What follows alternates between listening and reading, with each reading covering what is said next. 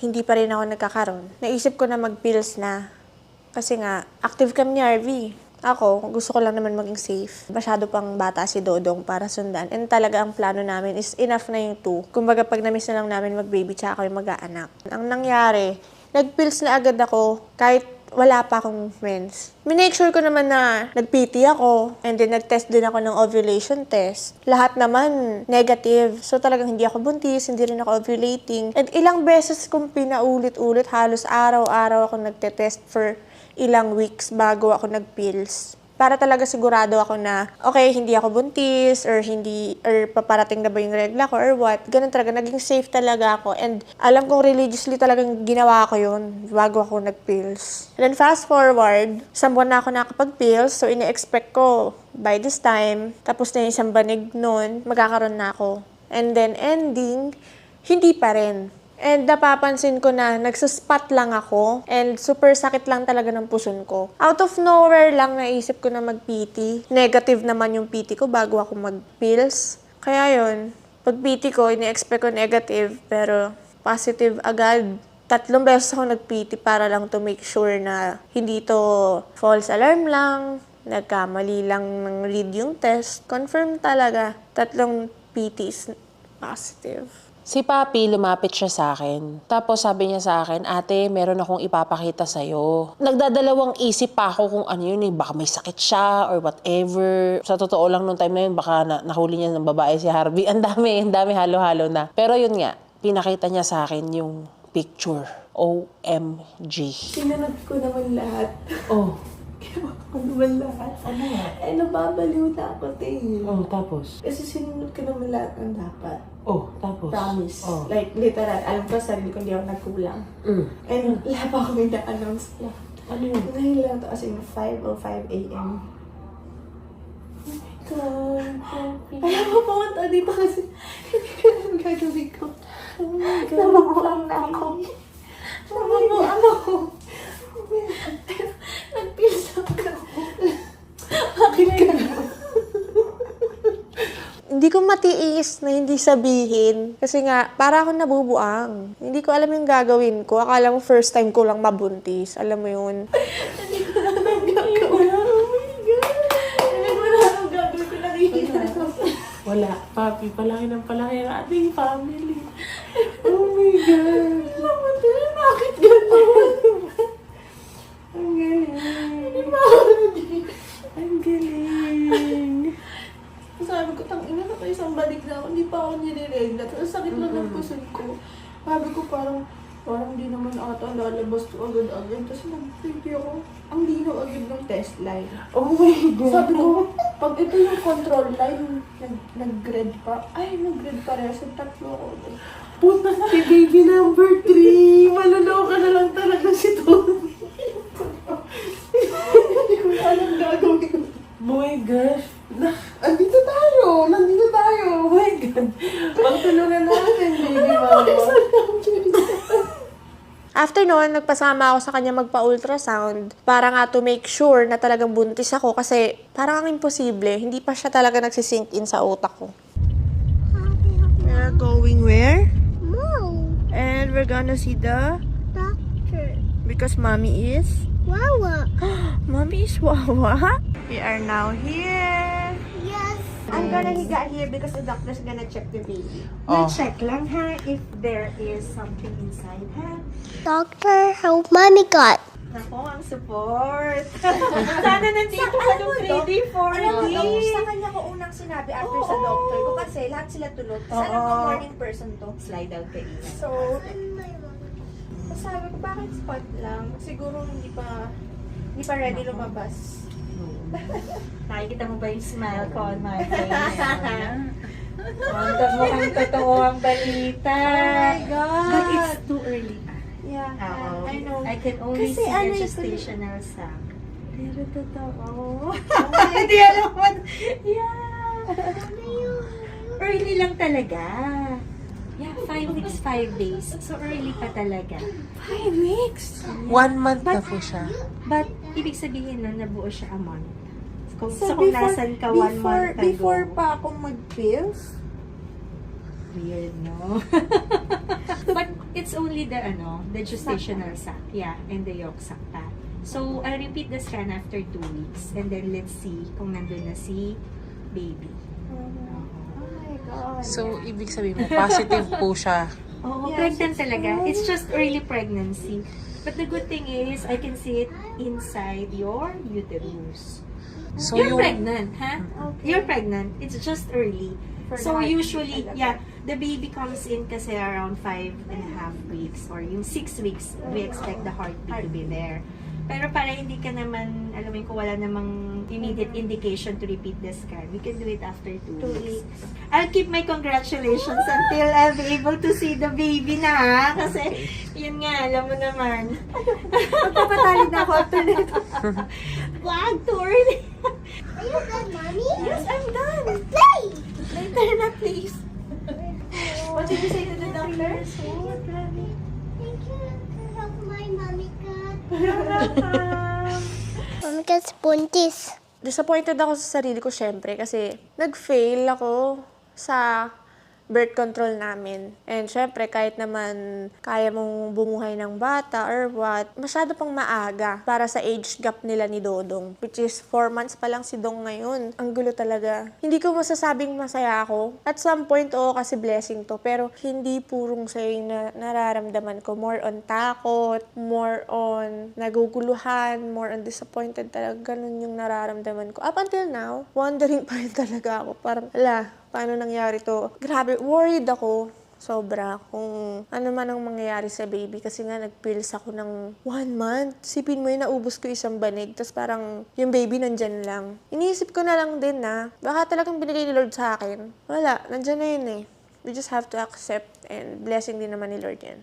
Siyempre, sobrang saya ko. Meron na namang bagong anghel. Kaya sabi ko kay Papa, tara na, samahan natin si Papi sa ultrasound para makita ka agad. Tsaka siyempre, sumama rin si Happy. And then at the same time, para hindi rin mahalata ni Oni ng buong Toro family na buntis si Papi. Siyempre, kapag sinabi kong may sakit ako, iisipin nila ako yung nagpa-check up.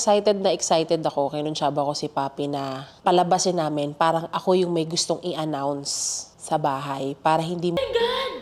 Buntis ka, te! Buntis ka pa, buntis! Buntis ka! Ano po ba yan?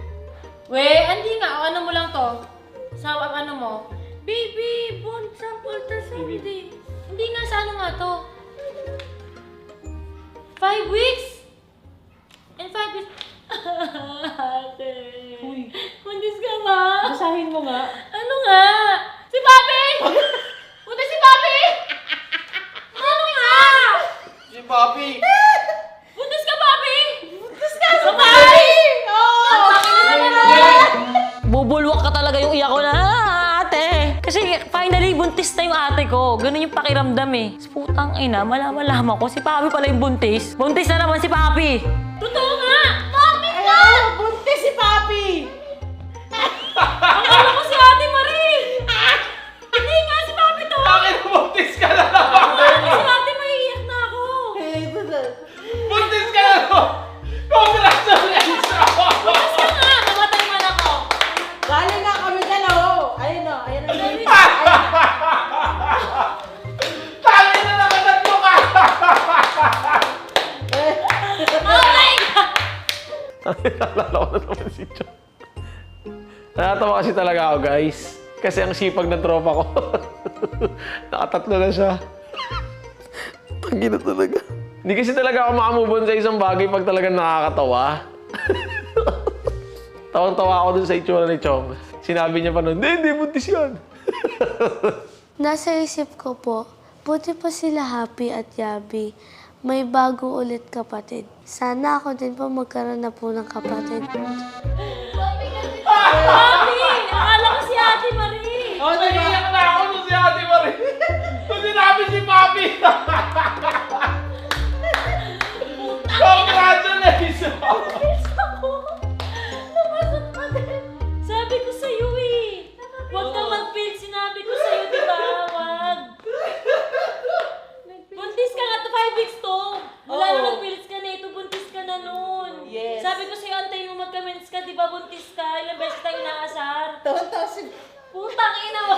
Tangin na nakatatlo si Chong! Oo!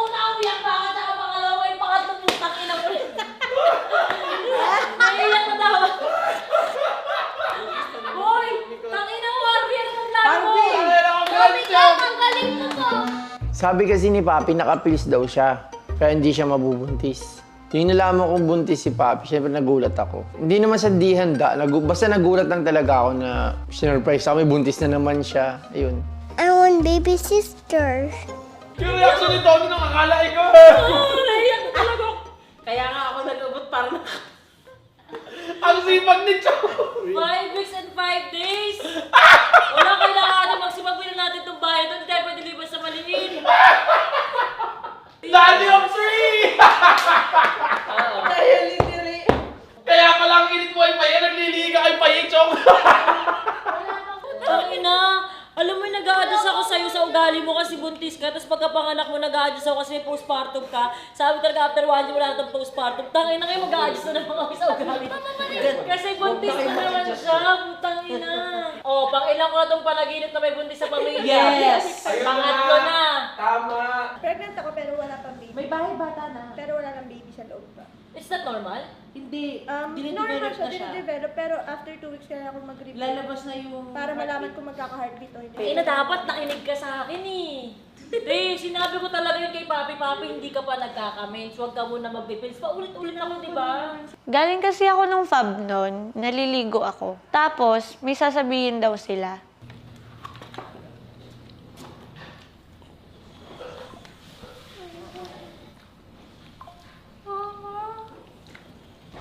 Nanginginig ako.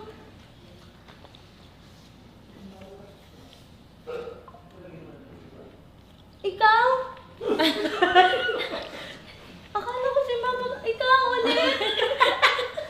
Oh my God! That's so Oh my God! Ikaw ulit. Naiiyak ko si Papi. Oh my God. Seryoso ba? Alam mo yung ni paye, natatakot siya. Kaya mo ako. Oh my God. Oh my God, ate!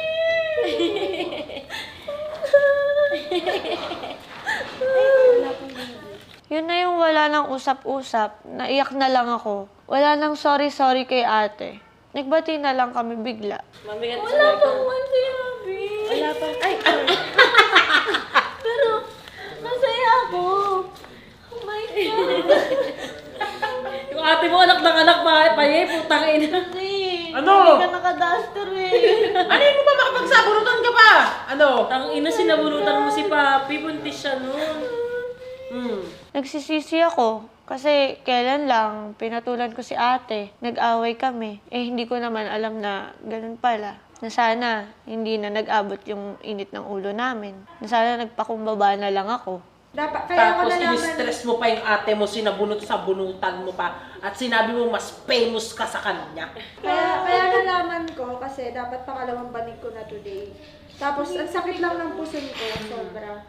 Sabi ko, di pa rin lumalabas yung regla ko, magpitinga muna ako. Wala lang out of nowhere. Kasi ang lakas mo mag-yellow means, di ba? Pinapakita mo sa akin lagi. So akala ko din magkakaroon na po siya, kaya lagi mainit ulo niya. Ibang init ng ulo. Kuya na si Todo! Kaya nga eh, kuya na agad. Tita ka na naman. Ay, Diyos ko, kaya pala mainit yung ulo ko lately. Sobra. As in, mabababaw na problema lang, nafu-frustrate ako. And then, nagagalit ako sa mga maliliit na bagay. Kay Paye, talagang pikot na ako. Talagang konting palag niya lang sa akin, sasabog talaga ako. Umabot pa kami sa nagkasakitan kaming dalawa. Yun na pala yun. Isa na pala yun sa signs kung bakit ako ganun. Akala ko lang dahil sa postpartum ko na baka may anger issues ako ngayon. Kaya ganun. Pero hindi. Hormones na pala ng pagbubuntis. Blessing kasi yun pag ganun eh. Hindi mapigilan. Hindi. Hindi, ano yun, blessing yun. Hindi naman namin alam na may mabubuo. Ganito, ganyan. Basta ang sabi niya lang kasi nakapills daw siya. Kaya ganyan. Nagulat talaga ako. Pero masaya ako buntis si Papi. Namang problema, kaming lahat talaga as in. May possibility, and wag naman sana. We're hoping na maging maayos ang lahat at hindi na lang mag-overthink talaga, pero hindi mo may iwasan talaga mapaisip kasi sa gestational age nung sac, which is yung bahay bata, almost 6 weeks na, and wala pa rin kaming nadedetect na heartbeat and yung embryo. So, ayoko magsalita ng tapos. And hinahanda ko na lang din yung sarili ko sa mga possibilities. Kasi pwedeng yung baby, dahil nga uminom ako ng pills at mga transitioning hormones para magpa-fresh. Ang nangyari is, medyo na-delay yung development ng embryo. Kaya ano siya, far behind talaga siya dun sa dapat na itsura niya na kung gano'n na siya kalaki or may heartbeat na dapat siya. Ganon siya. So, waiting game lang talaga kung tutuloy talaga yung baby or hindi.